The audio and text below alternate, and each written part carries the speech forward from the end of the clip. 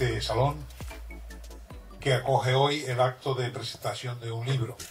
Para nosotros es un placer, en primer lugar, y les saludamos especialmente, contar con la asistencia del presidente del Gobierno de Canarias, Fernando Clavijo, y también con la presencia del autor del libro, con Tony Aira, que es el que nos va a acercar al contenido de una de sus obras, que tiene mucha importancia en el ámbito de las tripas políticas, si me permiten la expresión. Saber qué es un gabinete y saber qué encarna la figura del jefe de gabinete, pues naturalmente nos interesa, especialmente a quienes pasamos ya por esa escuela y tuvimos un aprendizaje. Entonces, le damos la bienvenida, confiamos en que el acto pueda resultar de su interés, que la obra naturalmente sea aún más interesante, y agradecemos especialmente también a los representantes de los medios de comunicación que hoy nos honran con su presencia y su cobertura. Presidente, adelante. Muchas gracias, presidente. La chuleta es porque tiene tantos títulos, Tony, que no me los pude aprender de memoria. En primer lugar, muchísimas gracias por acogernos en tu casa, en la casa de todos los periodistas, y desde luego es un placer estar aquí. Y bueno, me permito tutear a Tony, porque nos conocemos hace unos años, y agradecerte, ¿no? Primero, escribir un libro, ¿no? Porque parece que es difícil que salgan libros nuevos, y en este caso en una materia pues tan árida, tan denostada en los últimos tiempos, pero a la vez tan necesaria, ¿no? Y que hayas querido venir a Canarias, Tony, a presentar este libro, ¿no? Tony Aira Foix es periodista, doctor en comunicación por la Universidad Ramon Llull, director del máster en comunicación política institucional de la Universidad Pompeu Fabra, UPF Barcelona School of Management, director del Departamento de Management, Derecho, Sociedad y Humanidades de la misma universidad, director de la Cátedra Akbar de Estudios Internacionales en Comunicación, Institucional para el Desarrollo y Crecimiento Sostenible de la misma universidad y miembro del Comité Académico de la Asociación de Comunicación Política. Actualmente no solo se dedica a la docencia, sino que tiene diferentes colaboraciones con medios de comunicación, donde los podemos ver habitualmente, desde Televisión Española, Antena 3, La Sexta, Onda Cero, TV3, etcétera, ¿no? Y ahí pues, bueno, pues trata de analizar y darle un poquito de sentido a lo que últimamente estamos viendo en nuestro país, que es difícil, con lo cual no sé qué cuesta más, si es las tertulias de todos los días o escribir el libro, ¿no? Pero bueno, en este caso es un libro más de los que él ha escrito. Su último libro, el de la política de las emociones, editado por ARPA 2020, pues la realidad es que viene a acercar al gran público de una manera muy sencilla, muy cercana, muy pedagógica. No en vano se dedica a la docencia, pues un poco la figura de los entramados de las administraciones públicas, de la toma de decisiones, de cómo se tiene que comunicar, cómo conectar con el electorado, cómo conectar con los distintos segmentos de la población. Y este se lo ha querido dedicar a la figura del jefe de gabinete, ¿no? Que ahora mismo, si le preguntan al gran público, me atrevería a decir un ejemplo de un jefe de gabinete, al final acaba siendo Mar, ¿no? El de Ayuso. Y les puedo garantizar que no es así, ¿no? Y ahí hablo por experiencia, pero un jefe de gabinete, pues que yo creo que es una persona que hace que ocurran cosas, que marca la agenda marca la comunicación, tiene que haber un lazo muy estrecho entre el jefe de gabinete y la persona responsable, dígase un ayuntamiento, como en el caso de El Salvador, una presidencia del Cabildo, una presidencia de un gobierno, un ministerio.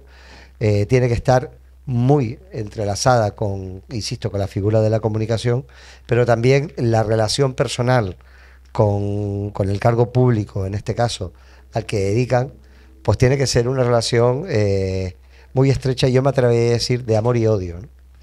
Porque al final es el que te dice cuándo tienes que parar, cuándo tienes que ir, a dónde tienes que ir, cómo lo tienes que decir, y cuando tienes alguna circunstancia complicada como una crisis, que puede ser desde una política hasta una emergencia, lo hemos visto con la Dana, pues realmente son figuras claves en ese entramado, ¿no? Generalmente suelen ser personas que no quieren estar en la primera línea, que no quieren tener protagonismo, que se sienten cómodos, digamos, trabajando y estando por detrás, moviendo un poco los hilos y haciendo que cuando lleguemos a los sitios las cosas estén preparadas, el documento lo tengas hecho. Así que yo creo que es un personaje o una figura de, no sé, tú me dirás si incluso de los romanos tenían jefes de gabinete o no. Sí, todo no era el mismo, pero le cuento, sí. Pero una figura yo creo que clave para entender los momentos actuales de la política y muchos de los aspectos. Así que yo los dejo con el autor, que es quien lo ha desarrollado, y una vez más te quiero agradecer que hayas querido acercarte a Canarias a presentar el libro. Buenas tardes.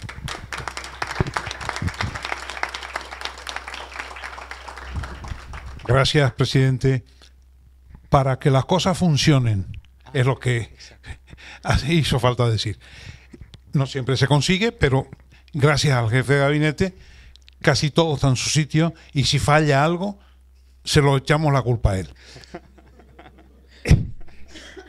Así tuve que soportarlo durante un tiempo, con 3 figuras diferentes, pero bueno, igual, es lo de menos. Lo importante es escucharla a él ahora y saber cuál ha sido su experiencia para volcar en las páginas de su libro justamente el contenido que más puede interesar de esa figura a la que se ha referido el presidente, ¿no? Del jefe de gabinete. Y seguro que con su exposición todos aprenderemos algo. Tony, adelante. Bueno, un agradecimiento muy grande. Muchas gracias primero a la Asociación de Periodistas de Tenerife y a su presidente, a Salvador García Llanos, por acogernos. Es un placerísimo y les agradezco mucho primero que me acojan aquí y que me hagan compañía pues para explicar al final las cosas que haces, porque como decía el presidente Clavijo, mucha gente quizás hace muchas cosas, pero al final eso se tiene que ver, se tiene que comprobar, se tiene que explicar, tiene que llegar a la gente, y es una gozada cuando ves que al otro lado de aquello que tú estás escribiendo durante mucho tiempo hay gente con caras, con sus ojos, con su mirada, que le pondrá el acento a lo que le sea más útil, y yo feliz si es así. Gracias por tanto a vosotros, gracias al presidente Clavijo. Es un honor sin duda que me presente un libro. En Cataluña no me lo presentó presidente, ya dicen que nadie es profeta en su tierra. No, es verdad, hay muy buen rollo con el presidente Illa, que además digamos que también es una de esas personas que creen en la comunicación, en hacer cosas, en los equipos, pero bueno, no se dio la circunstancia, y aquí en Canarias, con que sea casi como mi segunda casa, pues es un honor que el presidente me acompañe. Además, yo a Fernando Clavijo lo conocí cuando él era senador, cuando con ocasión de mis visitas a Madrid, por las tertulias, etcétera, tenía muchas posibilidades de conocer a muchos políticos, la mayor parte de ellos muy crispados. En general, yo creo que siguen así, en muchos casos. Y cuando conocí a Fernando fue otra cosa muy diferente. Y es aquello que en su día dijo alguien del talante, que además de los hechos, yo creo que acompañarlo con una serie de valores y con un talante determinado, esto se agradece, lo agradece la gente, y en momentos tan críticos como los que vivimos, en los que parece que la política básicamente se tira todos los platos por la cabeza, pues encontrar a alguien que le pone un punto de pausa a la cosa y de raciocinio, pues se agradece. Por extensión, al agradecimiento al presidente Clavijo, también el agradecimiento a esas personas que han hecho posible que esto pase. Y claro, aquí tenemos a Salvador, tenemos al presidente, pero mi especialidad es hablar de los que están detrás, de precisamente visibilizar, ¿no? Giovanni Sartori, que era uno de los grandes referentes en el estudio de la sociología en nuestra generación, él dijo que ya no éramos el Homo sapiens sapiens, que éramos el Homo videns, ¿no? Esa especie que ha llegado a la conclusión que ver es entender. Y al contrario, ¿no? De que si no lo ves, no existe. Bueno, mi función desde hace muchos años, yo soy periodista, siempre ha sido la de intentar enfocar también a quienes están ahí, que no salen habitualmente, pero que tienen una función que es muy importante, y que sin ella seguramente no se explicaría el conjunto, nos iría cojo el relato, ¿no? Que le va muchas veces cojo el relato al conjunto de la ciudadanía. Y por tanto yo a partir de ahí agradecía a Salvador y la Asociación de Periodistas, agradecía al presidente Clavijo, pero querría agradecer a dos personas que han hecho posible pues que el presidente esté aquí, que nosotros estemos aquí, a Cristina Mafiote, pues porque es la persona que considera este lugar su casa, ¿no? Y que hoy ha hecho que sea un poco mía también, y que le agradezco muchísimo que lo haya hecho posible, y a Octavio Caraballo, porque al final es el que ha hecho posible todo. Es decir, porque que esté el presidente, que estemos nosotros aquí, que se pueda explicar este libro aquí en Canarias. Y es esa figura que para mí sintetiza mucho la de Octavio. Sé que ahora lo debe estar pasando fatal y acordándose de todo mi árbol genealógico, pero sé que lo pasa fatal y por eso es un asesor auténtico, ¿no? Porque cuando el foco se dirige a ellos no les gusta. Es decir, al final su ámbito de trabajo es otro, pero yo creo que se tiene que poner en valor el trabajo que hace muchísima gente. Y es verdad, él como buen jefe de gabinete, lo ha dicho el presidente Clavijo y no lo habíamos hablado, es una artista, una de esas personas que hacen posible que las cosas pasen, hacen posible ayudar a que las cosas pasen. En este libro, de hecho, el subtítulo te explica muchas cosas. Jefe de gabinete no te explica tantas, te pone una cara, ¿no? Yo durante un tiempo estuve dirigiendo una revista bastante tiempo y siempre nos llegaban los OJDs, y esto aquí estando en Casa de Periodistas lo tendremos clarísimo, ¿no? El estudio general de los estudios que te explica, digamos, la de difusión, correcto. Por tanto, ahí no hay pérdida, es diferente al EGM. Ahí son tantas revistas que salen de imprenta, tantas que vuelven de kiosco, y siempre pasaba lo siguiente, o como mínimo lo que tenía yo identificado, que es que una revista siempre vendía más si tenía una cara en su portada que si tenía un paisaje en su portada, por muy bonito que fuera el paisaje, ¿no? Al final, la gente queremos conectar con gente, personas. Había un eslogan de una caja de ahorros que ya desapareció con la crisis, que decía personas al servicio de personas, ¿no? Y era un eslogan fantástico, porque al final es el concepto. Tú quieres que te ayude gente, tú quieres ayudar a gente, a personas, cara, nombre, apellido.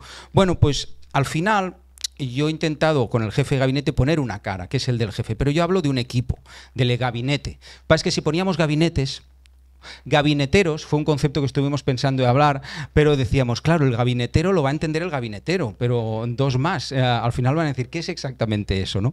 Pues el jefe de gabinete y los protagonistas, sus equipos, son los que son el centro de este libro, que el subtítulo ya te explica mejor, Manual de Instrucciones para ayudar a gobernar. Al final la palabra clave aquí es ayudar, asistir, acompañar, hacer posible que las cosas pasen y, sobre todo, como resumen del libro, ayudar a quien tiene que ayudar al resto, ¿no? Es decir, hacer posible que mantengas el engranaje de una institución, de un partido X, en las mejores condiciones para que un liderazgo institucional y sus equipos políticos puedan hacer su función. Y que la hagan mejor y que no se pierdan, como decía ahora el presidente, en cuestiones más logísticas, cuestiones más de agenda.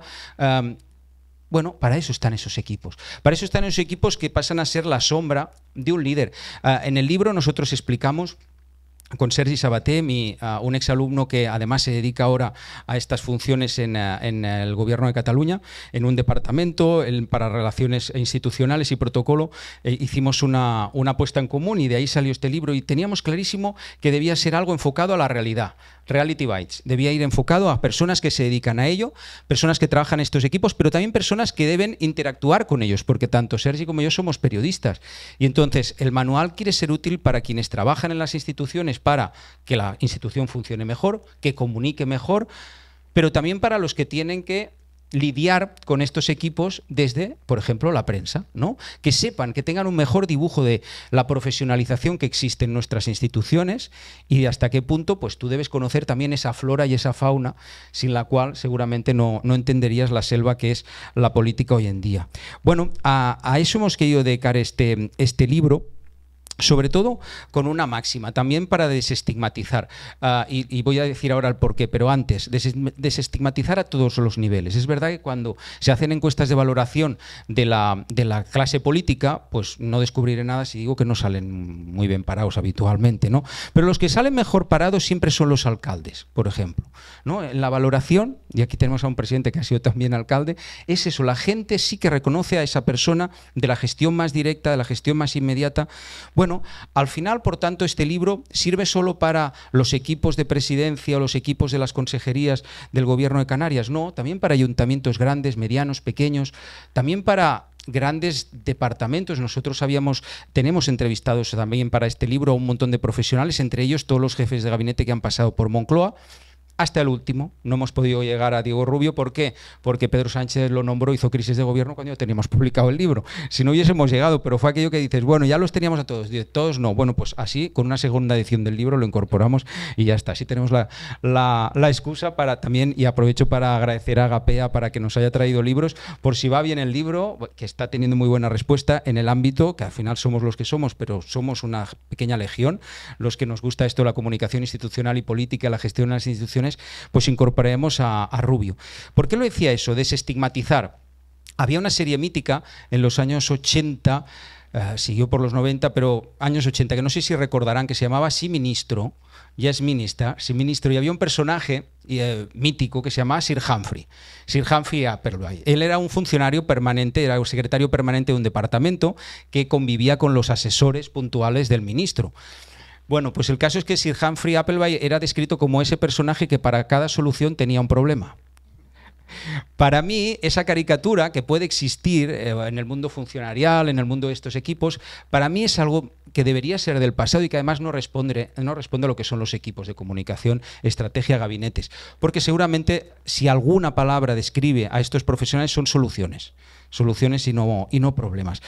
Solucionadores es a lo que se dedican la mayor parte de estos profesionales y, como digo, con una idea hemos intentado aportar con este libro de caja de herramientas. ¿Por qué digo la caja de herramientas? Yo no sé dónde viviréis vosotros, si me metiese el tuteo, pero casa grande, mediana, pequeña, mi casita es muy pequeña, mi piso es muy pequeño. Y yo tengo una afición por el bricolaje muy relativa, tirando a cero, ¿no? Por tanto, ¿caja de herramientas tienes? Tengo. ¿Está utilizada? Yo creo que el martillo una vez lo utilicé, un tornavís, alguna cosa así, algo hay. Pero ¿verdad que yo para mis necesidades y para mi piso voy a necesitar lo que voy a necesitar de la caja de herramientas? Alguien que tenga un casoplón y además sea aficionado a eso, pues seguramente utilizará mucho más la caja de herramientas. Eso es este libro, ¿no? Es algo que pone una serie de herramientas a disposición de quienes tengan que trabajar en una institución, pero no hace falta que estén en Moncloa. Pueden estar en el ayuntamiento más pequeñito y seguramente que se puedan hacer un traje a medida en función de todo lo que tienes ahí a disponer. Decía el presidente antes que si algunas figuras similares a las del jefe de gabinete existían cuando los romanos. Claro, el consejero áulico, por ejemplo, ha existido siempre. Lo que pasa es que no había teles, no había radios y sus funciones eran otras, pero ayudaban al discurso, ayudaban a que funcionara, aconsejaban, ¿no? Susurraban al oído del líder. Bueno, y por tanto sí, siempre han existido, pero al final lo que se tiene que hacer siempre en la figura de un jefe de gabinete es adaptarse como un guante a la figura del asesorado, a la figura del líder en este caso. Por eso en el libro decimos, no hay dos iguales. Por eso, a la mayor parte de jefes de gabinete que hemos entrevistado, de ayuntamientos, consejos comarcales, diputaciones, departamentos de ministerios, etcétera, todos nos decían lo mismo. Qué bien que nos hubiese ido este libro en el día que nos nombraron y que no sabíamos para qué nos habían nombrado. Que ese era un gran momento, porque esa idea del escritor del pánico ante la hoja en blanco, muchos de los jefes de gabinete entrevistados sin conocerse entre ellos, te la decían. Ese primer día que llegas a un despacho casi vacío y tú abres unos cajones a ver si el otro se ha dejado algo y te da alguna pista de por dónde va a ir. Entonces decís, bueno, pues entonces ¿cómo aprendes? Pues pedaleando, ¿no? Pedaleando como con tantas otras cosas en la vida. Y es cierto, hay una parte en todo el ámbito de la comunicación, también de la gestión pública, de la asesoría, del periodismo, lo decíamos antes con el presidente, que claro, al final es un oficio, tiene una parte de oficio muy importante, pero qué bien que va a tener claves de referencia, ¿no? Qué bien que va a tener algunas pautas que te puedan ayudar. Bueno, este es en cierta manera el resumen de lo que nosotros hemos intentado con este libro, dar una caja de herramientas que ayude a quienes quieren ayudar, a los que tienen que ayudar a los ciudadanos. Es como una cadena, no de favores, pero sí como una cadena de ayudas, ¿no? Al final, y voy a ir acabando con eso, yo quiero desestigmatizar, porque es verdad que hay figuras que en los últimos años han protagonizado el relato público de lo que es un jefe de gabinete o los asesores, en una parte peliculera, es decir, una parte lo que vemos en las películas, ¿no? O en las series. Yo recuerdo que cuando empezaba a estudiar todo esto a principios de los 2000, y hace como 25 años ya de todo eso, ya empieza a hacer una temporada. El caso es que estaba The West Wing, el ala oeste de la Casa Blanca mítica, ¿no? Y aquello era Disney, ¿no? Luego vino House of Cards y eso era Mordor, y era como irte al otro extremo, no una película de miedo. Yo creo que hay un término medio entre una y otra, pero es verdad, fijaros que en España se intentó hacer una cosa parecida también a principios de los 2000, en Telecinco, de la mano del Tarrat. No sé si os acordáis un programa que triunfaba mucho que se llamaba El Club de la Comedia. Y había uno de los, ¿cómo se les llama? De los monologuistas, se llama Javier Veiga, que lo eligieron para protagonizar una serie que impulsaba el Terrat, y se llamaba Moncloa, dígame. Ya con el título prometía, ¿no? Moncloa, dígame, tú veías, el ala oeste de la Casa Blanca, Yes Minister, Moncloa, dígame. Bueno, duró meses, poco, muy poco, tenía muy poca audiencia, principio de los 2000. ¿Por qué pasó aquello? Bueno, podía haber mil y una explicaciones. Seguramente la factura era un poco, todo era un poco vodevil, era un poco hasta el Royal Manzanares, ¿eh? O sea, que veías como un poco ahí el cartón piedra y veías que no había un gran presupuesto, una gran apuesta. Pero los actores habían triunfado. Por ejemplo, había uno de los asesores del equipo que había salido en una serie mítica, en una película mítica del momento que era Airbag, ¿os acordáis, Airbag? Aquel que decía profesional, muy profesional. Bueno, pues había personajes que podían triunfar. Pero no pasó. Y yo tenía una explicación clarísima. Tú no puedes hacer humor de algo y conectar con la gente con algo que nadie conoce. Y hace 25 años en España, el mundo de los asesores de comunicación, de estrategia, en las instituciones no existía. Sí, a los cuatro que nos gustaba ese ministro podíamos intuir que si Humphrey Appleby tenía algún por ahí y también unos asesores, empezaba el ala oeste de la Casa Blanca, pero claro, aunque todo lo que viene de Estados Unidos siempre es Hollywood, pues decía, bueno, eso no existe. La gente no conectaba con esa idea de la Moncloa, dígame, que te enseñaba precisamente ese ala oeste de Moncloa, ¿no? Bueno, yo creo que hoy en día si se hiciera algo parecido sí que podría triunfar, porque ya empezamos a ser más conscientes de que existen equipos, la profesionalización de la política en todos sus ámbitos se asume como más necesaria y cómo no de la comunicación. Muchas veces ha habido quien me ha dicho, bueno, es que le das mucha importancia a la comunicación. Yo le digo, bueno, soy periodista, eso número uno, pero número dos, ¿cómo no le vamos a dar importancia a la comunicación en política si la comunicación tiene una importancia crucial en nuestras vidas a todos los niveles, ¿no? Yo con simplemente este elemento aquí en la mano, que lo llevamos la mayoría todo el día encima, podemos tener en una aplicación información sobre lo que está pasando en una estrella en el firmamento, ¿no? Yo recuerdo a mi abuela gallega que además ella murió que no sabía leer y nunca, si no se hubiese movido de su pueblecito de Lugo, allí pequeñito, para irse a ganarse la vida a Barcelona en su día, pues igual no hubiese salido de allí. Y no hubiese tenido información más que, pues eso, lo que escuchaba por la radio y lo que le llegaba cuando había mercado cada tanto, ¿no? Y podía conocer a gente de la comarca y poco más. Por lo tanto, el salto es brutal de lo que es la comunicación y la información en pocas generaciones. ¿Y cómo no lo va a ser también en la comunicación? ¿Cómo no va a trabajarse mejor la comunicación, la estrategia? Si al final es una cuestión de adaptarte al medio, ¿no? Y para eso ayudan los asesores. Pero cuando decía yo la cuestión esta peliculera, lo ligo a que el prólogo del libro nos lo ha hecho Iván Redondo, quien fuera jefe de gabinete en Moncloa, y a Iván Redondo le gustan mucho las series, muchísimo. Es muy bueno, sin duda creo que es uno de los asesores más buenos que hay en muchos sentidos, pero como todo el mundo tiene sus cosas, y él le pone salsa, le gusta poner esa cosa peliculera, ¿no? Yo recuerdo cuando lo fui a entrevistar a Moncloa, que él tenía un Son Goku gigante. ¿Os acordáis? El de Bola de Dragón. Son Goku era divertidísimo, pero tenía alguna parte de imaginario de película, de West Wing, del ala oeste de la Casa Blanca. De hecho, en el prólogo tiene una definición que utiliza uno de los personajes de aquella serie, de West Wing, que dice, resumen de jefe de gabinete, alguien que debe estar dispuesto a tirarse por un barranco por su líder. Ya sabes, Octavio. El caso es, yo digo que yo iba por ahí. Yo creo que debe haber un término medio. Yo creo que con no empujar al barranco al líder o impedir que el líder se arroje al barranco, yo creo que ya hay. Es decir, no hay necesidad que nadie perezca en el intento. Pero es verdad que en los últimos años, cuando vemos a algunos jefes de gabinete mediáticos, pues sí que parece que tienen a veces un poco a su líder por el barranco, ¿no? Y no es tu función, no es la función del jefe de gabinete. El jefe de gabinete, primero que debe ser la mayor parte del tiempo invisible. y lo decíais muy bien también en la introducción, al final, eso es así. Si sabemos todos asumir nuestro rol, el asesor asesora. Quien decide es el político siempre. A quien ha elegido la gente, dile unas bases de un partido, dile un electorado. Por tanto, quien está legitimado para hacer o no hacer y quien debería capitalizar la acción en positivo es el representante político, no el asesor. Por tanto, yo creo que es importante que precisamente no haya esa figura, esa imagen de quien mueve los hilos, ¿no? Porque eso siempre discute la figura de un liderazgo.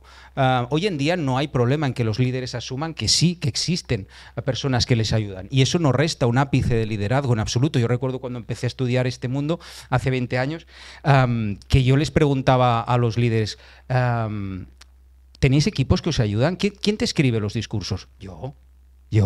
Todos decían que se lo escribían ellos. Bueno, sí, en unos casos sí. Pero Obama, por ejemplo, que era un liderazgo político fantástico, todos sabíamos que tenía gente que le ayudaba con sus discursos, ¿no?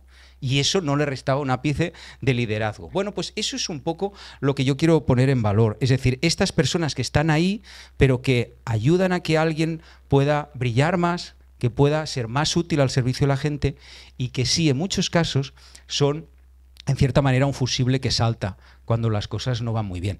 Cuando decía lo del barranco, y como lo ha citado el presidente, yo también lo cito y no sale de aquí, pero el concepto es Miguel Ángel Rodríguez. Claro, Miguel Ángel Rodríguez tiene una voluntad de kamikaze espectacular.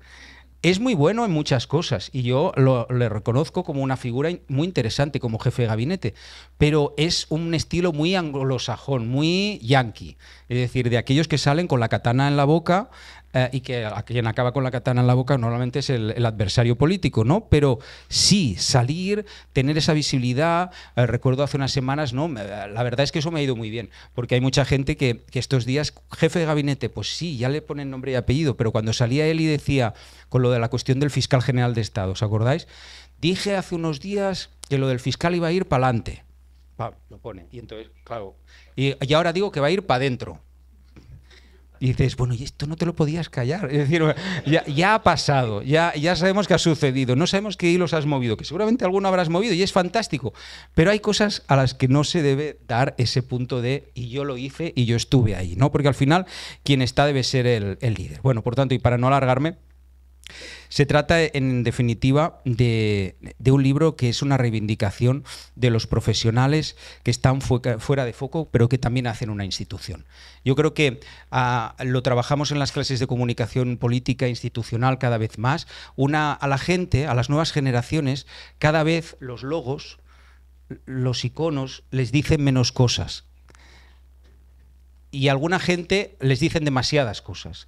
En cambio, aquello que decíamos antes, las caras que configuran una institución, eso sí que conecta con la gente en un momento determinado, a través de los valores, ¿no? Bueno, yo lo que intento hacer con esto es intentar demostrar que las personas que están ahí, que dan la cara, tienen a otras personas detrás que les ayudan a trabajarlo, que son equipos que muy a menudo trabajan de sol a sol, y que por tanto la mala fama que tienen no la merecen. Cuando veníamos hacia aquí, explico un secreto, Octavio, lo debo de explicar, que es que tenemos una patología similar, que es que de edad somos más o menos, estamos ahí, yo un poco más mayor, y estamos estupendos de salud. Esa es la noticia buena. La mala es que en el chequeo último que nos hicimos, los dos hemos coincidido en que tenemos déficit de vitamina D. Que yo le he dicho, en tu caso tiene más delito. Pero es verdad cómo nos va a tocar el sol, pero si estás todo el día de sitio a sitio, de despacho a despacho, de reunión en reunión, pues no, pues para mí ese déficit de vitamina D describe también a estos equipos en muchos casos y por tanto describe también su dedicación y su importancia. Así que espero que el libro os guste, os sea útil, sobre todo para seguir siendo útiles al servicio de otras personas que lo deben ser a la gente en general, a la ciudadanía. Muchas gracias.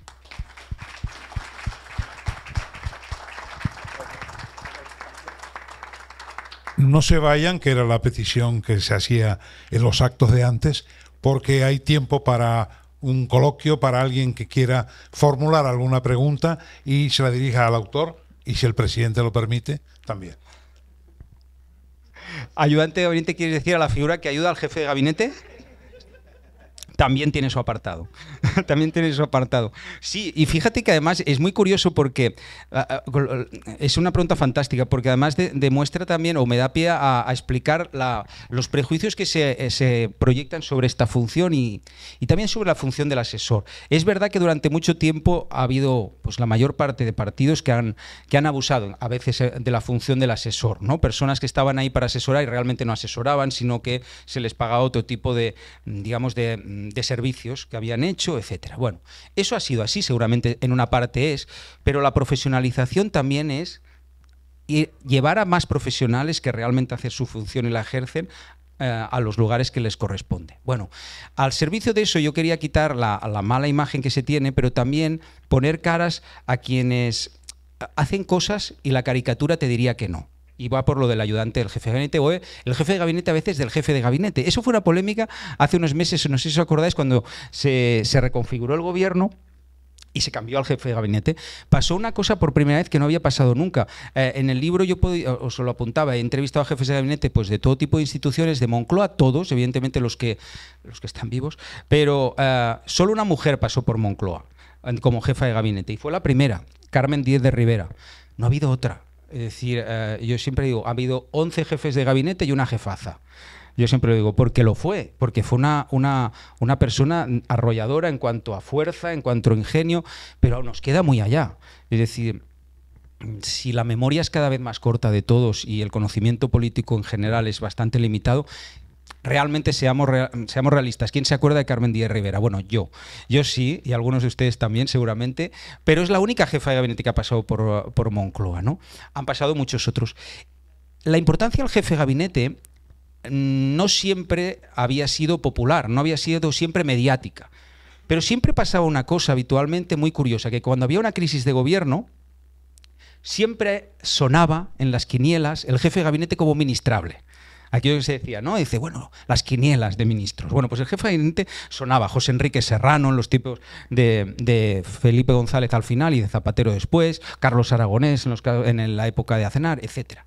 Bueno, se ha dado la circunstancia que es que por primera vez en toda la historia de la democracia en España, en Moncloa, un jefe de gabinete ha pasado a ser ministro, que es Óscar López.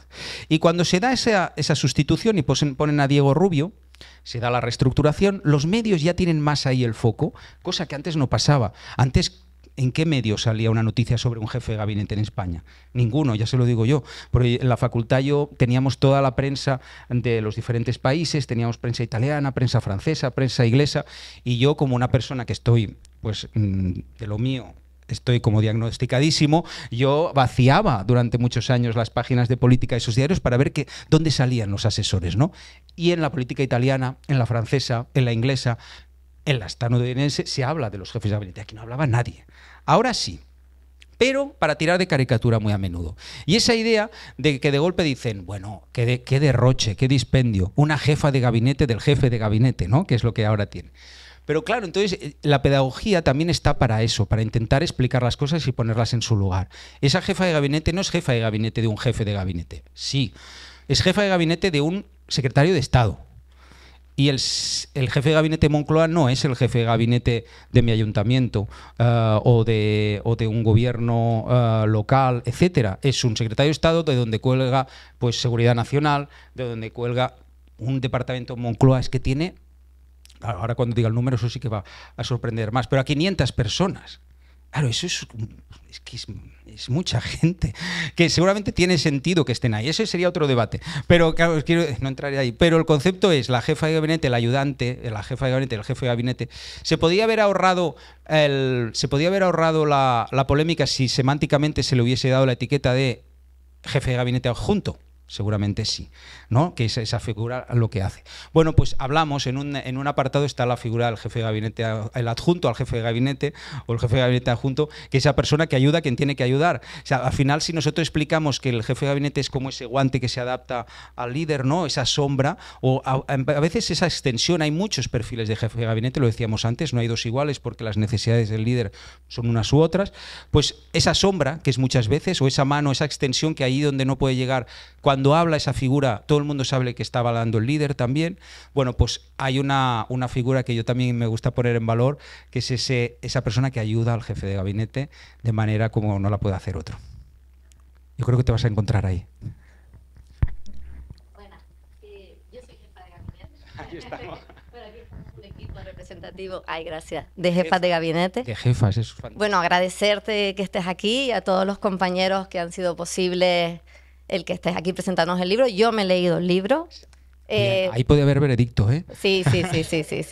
En nuestro caso tenemos a Octavio, porque la mayoría de jefes de gabinete cuando empezamos no teníamos mucha experiencia, y Octavio es un poco el que nos ha ayudado y nos ha guiado en algunos momentos. Pero lo que te quería comentar, cuando a mí me comentan o me ofrecen ser jefa de gabinete, pues yo tengo un concepto de la responsabilidad muy amplio. Para mí fue como, pues soy una enamorada de la política, de la gestión, lo tengo que hacer bien, tengo que sacarlo todo, tengo que demostrar, o sea, me enamoré del puesto. ¿Y qué es lo que pasó? Que el día a día te come al jefe de gabinete, porque me convertí en la bombera, se acababa el día y yo iba apagando fuego, iba gestionando para que todo se solucionara, para que todo saliera bien, para que nada fallara nada. Y al final no estaba asesorando o parándome en la parte de estrategia a mi consejero.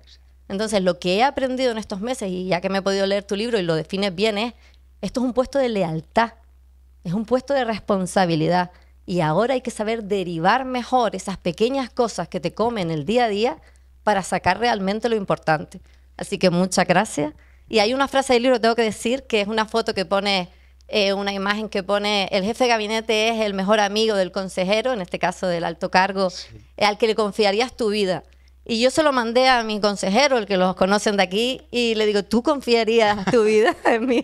No voy a decir la respuesta. Seguro que fue que, seguro que fue que sí. Muchas gracias a ti por la lectura y por la buena valoración. Sí, al final, fíjate que es lo que dices, ¿no?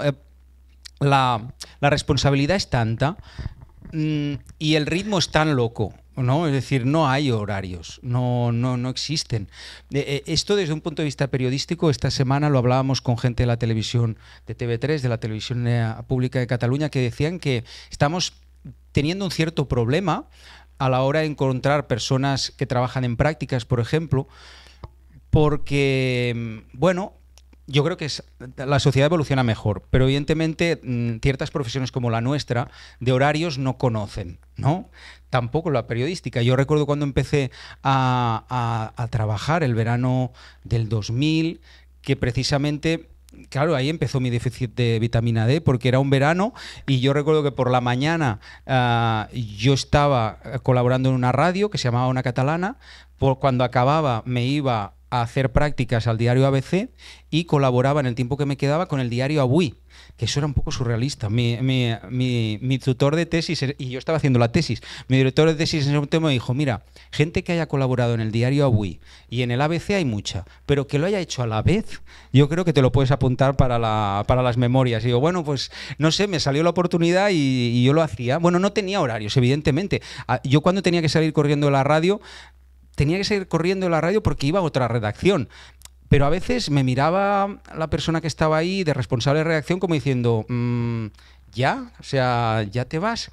Y a mí, yo me sabía muy mal y lo sufría. Bueno, ahora lo que nos está pasando es que el mundo ha cambiado mucho, pero de lo primero que preguntan los becarios cuando entran es los horarios, ¿no?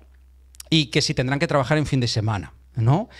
Y cuando yo he estado dirigiendo comunicación en instituciones universitarias o en política, yo era unas cosas que al final salimos muchos profesionales cada año de las facultades y salimos mucha gente con ganas de hacer muchas cosas, pero no sé si siempre conscientes de lo que implica y cuando te encuentras si estás dispuesto a hacerlo, ¿no?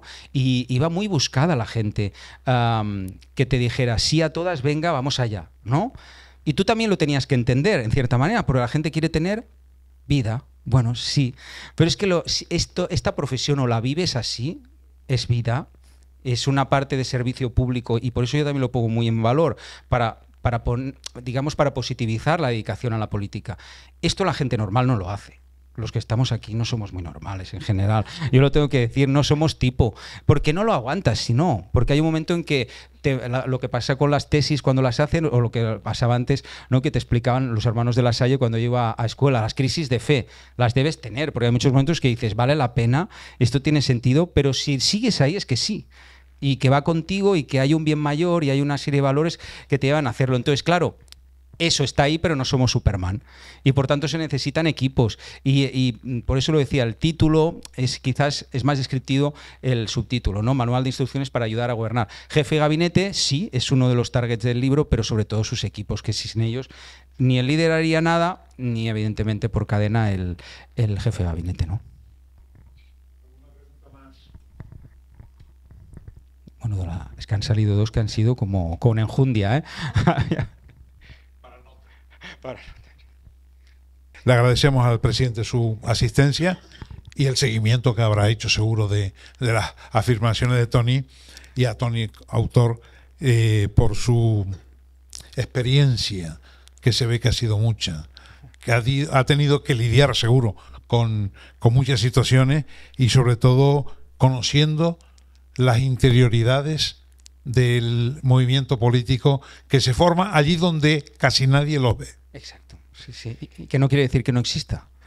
Yo agradeceros, al revés, lo peor es que existe. Dejadme agradeceros antes de irnos a vosotros, de nuevo al presidente Clavijo y a vosotros como la Asociación de Prensa aquí, porque realmente es algo que a mí me ilusiona muchísimo ver que hay siempre materia prima para hacer cosas, y que a pesar del momento en que estamos viviendo y de las dificultades y de los mil y un estigmas que pesan sobre la política y sobre el periodismo, también muy a menudo, pensad que normalmente los índices de valoración, cuando la gente puntúa políticos y periodistas, los dos salimos bastante abajo y bastante juntos, que es una pena, porque realmente si pones en valor la mucha faena que se hace y lo muy necesarios que son las funciones de los unos y de los otros, pues nada, yo feliz de compartirlo con vosotros, compartir trinchera con los unos y con los otros. Muchas gracias. Nos gustaría, Tony, que el miércoles que viene estuvieras aquí otra vez, porque el miércoles en este mismo sitio vamos a presentar el anuario, con un cierto retraso, es verdad, como todos los periodistas. Bueno, eso va así.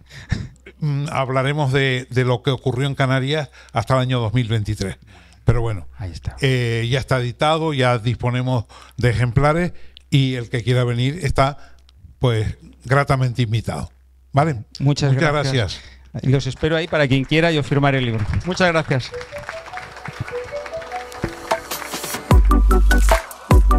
A ver, es verdad que el mundo, este mundo en el que vivimos es muy pequeño al final, y es cierto que por capacidades deberías poder acceder a un mundo laboral, digamos, en el ámbito de la comunicación política institucional, pero sabemos que la mayor parte de veces no va por currículum, va por otras cosas, va por entrar en una rueda y conocer a gente. Eso se puede dar de muchas maneras. Yo siempre pregono que se puede dar a través de la formación, y por eso también cuando hacemos másteres de comunicación política o posgrados o formaciones, yo siempre intento que sean lo más cercanos posibles a la profesión y que toquen a los profesionales, a la realidad, a la profesión, reality bites, como decía la película mítica, ¿no? Claro, si eso es así, no está desconectado, ahí pueden haber unos profesionales que hagan de ojeadores, como los scouters del fútbol, ¿no? Y que vean a alguien que tiene esa chispa, que vean a alguien que tiene un interés, que vean a alguien que puede aportar cosas donde otros no lo aportan en el día a día. Esa puede ser una manera de entrar. Otra es formar parte del ambiente, ¿no? Estar en partidos, en instituciones, etcétera. Pero claro, nos engañaríamos si pensáramos que los partidos son lo que eran antes. Ya no son los proveedores, digamos, de materia humana para la acción política, porque cada vez se milita menos. Por tanto, y seguramente los jóvenes menos que la gente de mediana edad. Por tanto, yo creo que sobre todo tener ese chip de curiosidad que te lleve a formar parte de asociaciones, formar parte de cursos, formarse con esa curiosidad que te lleve a contactar directamente con la profesión. Estar en la rueda. Porque Yo creo que el problema está en si se rodean solo de personas de confianza o si lo hacen de personas de confianza con una aportación profesional. Yo creo que son dos cosas complementarias y por eso hay muchas tipologías de asesores. Puede haber alguien que no tenga un conocimiento del mundo técnico, del mundo de la comunicación, y sea alguien que le pone mucho sentido común a las cosas, conocimiento específico de un ámbito determinado de gestión, y eso es una tipología de asesor, de figura, de consejero, X. Pero alguien que forma parte de un gabinete debe ser alguien que tenga capacidad de traducir, pasar por la traductora en un mundo atropelladísimo donde la agenda la mayor parte del tiempo se te come, traducir lo que estás haciendo, hacerlo llegar a la gente. Eso se llama comunicar. Por tanto, se necesitan profesionales de la comunicación. Profesionales de la comunicación quiere decir personas que sepan los códigos de la comunicación como productores, pero yo diría como consumidores también. Y lo que nos está pasando hoy en día es que hay mucha gente que se le plantea escribir una nota de prensa, pero es que igual no lee ni un prospecto médico o no lee una noticia en su vida. ¿Cómo vas a hacer, no, tú una noticia si no las lees? Yo recuerdo una anécdota que es que un profesor el primer día de clase de periodismo nos preguntó, decidme ahora un opinador, un analista de referencia de los diarios que vosotros tengáis. Bueno, pues la inmensa mayoría de la gente de clase no contestó. Él dijo entonces, bueno, pues de un periodista, de un redactor, de un ámbito que os interese. Seguimos sin contestar. Y entonces él nos dijo rápidamente, bueno, pues tenéis 4 años para plantearos si creéis que de aquí a ese tiempo y cuando os dediquéis a esto del periodismo, alguien merecería la pena que os citara, porque si ni vosotros mismos leéis y os quedáis con los nombres de vuestros compañeros, los que deberían ser los referentes, ¿quiénes lo van a hacer con vosotros, no? Eso es hace 25 años. Yo creo que lo que ha seguido a eso, es decir, la lectura, el consumo de medios de comunicación ha ido a menos. Bueno, eso también repercute en una mala comunicación o buena comunicación desde las instituciones, porque ¿cómo va a comunicar a alguien que no consume comunicación? Sí, es muy característico. A veces somos pendulares en nuestra aproximación a todo, es decir, somos de contrastes, y yo soy muy partidario siempre de un término medio donde esté aquello del punto medio como punto de medida justo. Debes estar expectante, debes estar viéndolas venir, pero también debes tener una capacidad de actuación y de acción, pero que no sea eso toda tu dedicación a la comunicación política o a la comunicación institucional. Por tanto, sí, yo creo que si el guepardo, esa figura del guepardo, tiene que estar en el centro de la pista la mayor parte del tiempo, algo se está haciendo mal, porque o falla el referente institucional o falla el asesor. Siempre digo que la incidencia política, en decisiones políticas del asesor, es inversamente proporcional a la capacidad o a la magnitud, a la envergadura del liderazgo. ¿Por qué lo digo? Al final, quien debe decidir políticas es el político, el asesor debe acompañar, debe ayudar a comunicarlas, a aconsejar sobre el cómo, el cuándo, el cómo, el por qué algo se debe comunicar de una manera determinada, pero no debe decidir lo que es el contenido, ¿no? Exacto. Esa es una cuestión que a mí me tiene muy sorprendido, porque sorprendido no, porque es una técnica y es una cierta política donde se va, y en el mundo anglosajón se ha practicado, ¿no? Te pones tú a tus espaldas. Claro, eso tiene un riesgo evidente, que es que ese jefe de gabinete es un fusible, pero que va a saltar muy rápido si asume ese ritmo, ¿no? Durante mucho tiempo. Pero son los tiempos de la polarización que nos ha tocado vivir, y es obvio que no solo afecta a los políticos que están en el escaparate, sino que se van también a la trastienda. Bueno, el tema es ¿quién se lo va a pedir? Seguramente a alguien a quien eso le vaya bien. Ahí se ha encontrado con esa figura que utilizamos en el libro, ¿no? Se ha encontrado con su horma, ¿no? Con ese líder al que el asesor se le ajusta como un guante. Por tanto, ¿Ayuso necesita ese tipo de asesoría? Sí. Ha encontrado a la persona adecuada. Otro liderazgo necesitará otro consejo, otra figura. Y seguramente Miguel Ángel Rodríguez, yo creo que ya está en una edad, está en un recorrido profesional que seguramente no va a asumir otro rol que no sea ese, ya es el suyo propio, ¿no? Yo creo que es una gran pregunta y es una gran incógnita hasta cuándo puede durar el ritmo que estamos asumiendo, ¿no? En cierta manera es una huida hacia adelante, en la que nadie puede frenar. Es como aquella película de Thelma y Luis, ¿no? O un poquito también como la película de Rebelde sin causa, ¿no? Es decir, todo el mundo va acelerando porque cree que el otro no va a llegar hasta el final, pero estamos pasando en muchas líneas rojas, en el ámbito de la comunicación, en el ámbito del periodismo, en el ámbito de la comunicación institucional. Alguien tendría que poner aquello que decimos en catalán, el seny, ¿no? El sentido común, y decir, hasta aquí. Pero ¿quién se lo va a reconocer? A quien se pare. Seguramente habrá gente que lo está esperando, pero en este mundo que vivimos, en el que todo es el choque, en el que todo es saber quién grita más, en el que nadie reconoce a nada, al otro nada de positivo, bueno, pues la práctica te dice que siguen por ese carril. Yo recuerdo a un político en España que se llama Julio Anguita, que en un momento determinado, cuando vio que ya la cosa iba hacia este mundo, ¿no? Estamos hablando años finales de los 90 del siglo pasado, te decía programa, programa, programa. Y te decía menos fuegos artificiales, menos choque, menos fanfarria, menos comedia del arte y más programa, programa, programa. Bueno, de cierta manera acabamos por donde empezábamos. El programa está muy bien cuando la gente lee los programas, cuando la gente lee en general. Pero si lo que prima en esta sociedad es el espectáculo y el pim pam pum, al final, ¿eso qué premio va a tener, no? La esperanza de todo ello que yo siempre tengo es que somos pendulares. Hemos llegado a este punto. Yo creo que hay signos de cansancio y que no debería pasar lo antes posible, porque hoy en día todo dura muy poco, y seguramente que haya una recuperación, como ha pasado con el mundo del libro, con la pandemia. Parecía que se acababa el mundo de los libros y ha tenido un rebrotar espectacular. Pues a ver si es así también con el mundo de la comunicación y de la ética. Bueno, hay un concepto que se llama la celebrificación de la política, donde se premia básicamente a líderes que son sobre todo celebrities y se comportan como tal. Hay una frase popular que dice: en el pecado llevas la penitencia. Bueno, pues Milei es uno de esos pecados que nos llevan a todos a la penitencia. Lo que pasa es que también lo positivo es que se ve gracias a la comunicación cada vez más, y eso se contrasta con lo que va a querer la gente o no. ¿Quieren este tipo de liderazgos? De momento los han votado. ¿Hasta cuándo? Veremos.